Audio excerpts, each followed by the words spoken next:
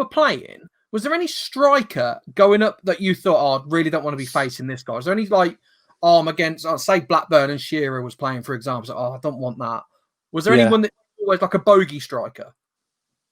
Shearer scored loads and loads of goals past me. I remember him once pushing. I was only young, and he pushed me in the back of the goal at Southampton at the old Dell, and these little things that like remind me about it. Winners, a proper winner, and I mean, I've seen him on the pitch where the wingers not crossed the ball when they should have, and I've seen him absolutely destroy them to make sure that next time that ball's actually coming in the box. Now, you can speak Premier League. You can speak about 75% of strikers. I never felt intimidated. I was like kind of. I speak about mental things and that, but I've seen millions of players on training grounds that are world beaters.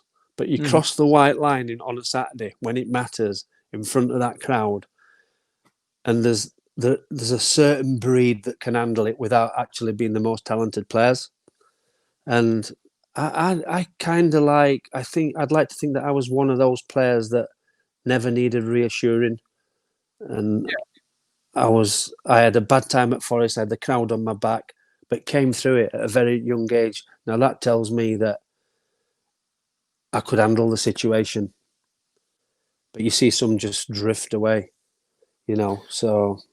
And I can imagine Cloughie prepared you for that. Probably not obviously, but behind the scenes, he kind of got you mentally ready for that experience. It would be brilliant to realise. I think this is why he believes so much in youth. I mean, our reserve team and our youth team, 78% of them players went on to play in the first team. And this is what he was good at. The only way you'll ever find out is if someone can handle it, is if you put them in. Yep. Put them in. Now, this is where my issue is with the under-21s, under-23s.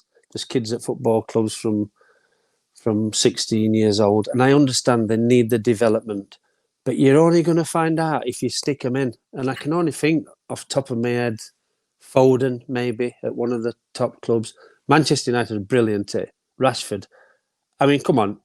Not many had heard of him before he come in and just lit it up straight away. And then there's another young lad coming through in as a striker at Manchester United.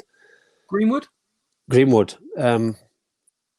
got a few young names at the moment, haven't they? Exactly. Are you ever going to find out? By playing them in the 23s week in, week out with their mates. Okay, development.